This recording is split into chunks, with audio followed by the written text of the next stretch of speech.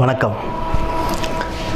கன்னிராசி அன்பர்களுக்கு இந்த அக்டோபர் மாத ராசி பலன் உங்களுக்கு உங்களுடைய புதிய முயற்சிகள் சுமூகமாகவே முடியும். அரசாங்க வகையில் நீங்கள் எதிர்பார்ப்புகள் ஓரளவுக்கு நல்லபடியாகவே நிறைவேறும்.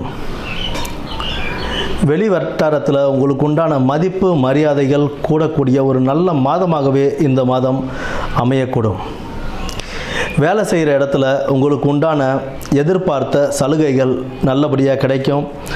சக ஊழியர்களிடத்துல உங்களுக்கு உண்டான மதிப்பு மரியாதைகள் கூடும். அவங்களுடைய ஒரு நல்ல ஒரு ஒத்துழைப்பும் உங்களுக்கு கிடைக்கக்கூடிய இந்த மாதம் நல்ல ஒரு மாதமாகவே அமையும். என்னதான் இடையூறுகள் வந்தாலும், தொழில் செய்கிற இடத்துல ஆகட்டும், வியாபாரத்திலே ஆகட்டும், இல்லை வேலை செய்கிற இடத்துல ஆகட்டும், எந்த ஒரு இடையூறு வந்தாலும் அதை தைரியமாக நின்று சமாளிப்பீங்க.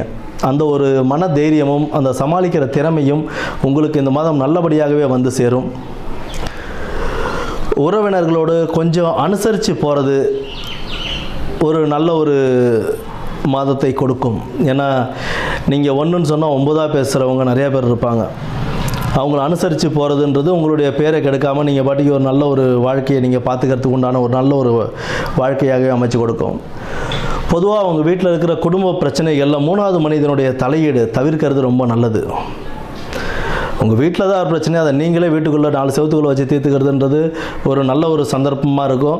அதில் தேவையில்லாமல் ஒரு 3வது மனிதனுடைய தலையீடு இருந்தால் அது கொஞ்சம் விபரீதமாகவே முடியறதுக்கான வாய்ப்புகள் உண்டு. பொதுவாக நீங்கள் வேலை செய்கிற இடத்துல உங்களுடைய மேலதிகாரிகளிடம் நிதான போக்கை கடைப்பிடிச்சு போகிறது கொஞ்சம் அவசியம். அவங்கள அனுசரித்து போகிறது தான் நல்லது. உங்களுக்கு ஒரு ப்ரொமோஷன் ஆகட்டும், இல்லை ஒரு இன்க்ரிமெண்ட் ஆகட்டும், எதுவாக இருந்தாலும் அவங்க த்ரூவாக தான் சைன் ஆகி வரணும். அவங்க அக்செப்ட் பண்ணி மேலே அனுப்புனா மட்டும்தான் உங்களுக்கு கிடைக்கும். அவங்களே நீங்கள் பகைச்சிக்கிட்டு இருந்தீங்க அப்படின்னா உங்களுக்கு எந்த ஒரு வாய்ப்புகளும் கிடைக்கிறதுக்கான வாய்ப்புகள் இல்லாமையே போகும். நீங்கள் பேசுகிற வார்த்தைகளில் சற்று நிதானமும் கவனமும் ரொம்பவே தேவை. நீங்கள் சொல்கிற ஒரு வார்த்தை இன்னொருத்தவங்கிட்ட போகும்போது ஒரு 4 வார்த்தையாக போகலாம், இல்லை ஒரு 10 வார்த்தையாக கூட போகலாம். அதனால் நம்ம பேசும்போது நம்மளுடைய வார்த்தையில் நிதானமும் நம்மளுடைய சொல்லக்கூடிய வாக்கியங்களில் ஒரு கவனமும் ரொம்பவே தேவை. புதிய முயற்சிகள் உங்களுக்கு சுமூகமாக முடியும்னு சொல்லியிருக்கேன். நீங்கள் ஒரு வேலையை ஆரம்பிக்கிறீங்க, இல்லை ஒரு புதியதாக ஒரு தொழில் ஆரம்பிக்கிறீங்க அப்படின்னா புதிய தொழிலை விட செய்கிற தொழிலை விரிவாக்கம் பண்ணுறது உங்களுக்கு ஒரு நல்ல ஒரு மதிப்பை கொடுக்கும், நல்ல ஒரு அங்கீகாரத்தை கொடுக்கும். அதில் உண்டான கணிசமான ஒரு பலன்களை அது தரும். புதுசாக நீங்கள் இன்வெஸ்ட் பண்ணி ஏதாவது ஒரு தொழில் பண்ணுறீங்க அப்படின்னா 1க்கு 4 தடவை ஆராய்ஞ்சு பார்த்து செய்கிறதுன்றது ரொம்ப அவசியம்.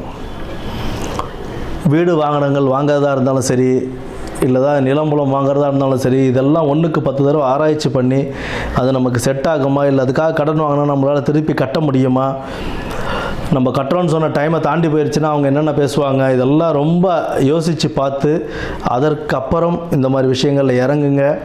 நிலன் புலம் விற்கிற மாதிரி ஏதாவது சுச்சுவேஷன் வந்தால் அதுலேயும் யோசனை பண்ணி இறங்குங்க. அடிமட்ட ரேட்டுக்கு உங்களுடைய நிலங்களை நீங்கள் விற்க வேண்டிய அவசியம் உண்டாகக்கூடிய சூழ்நிலை இது.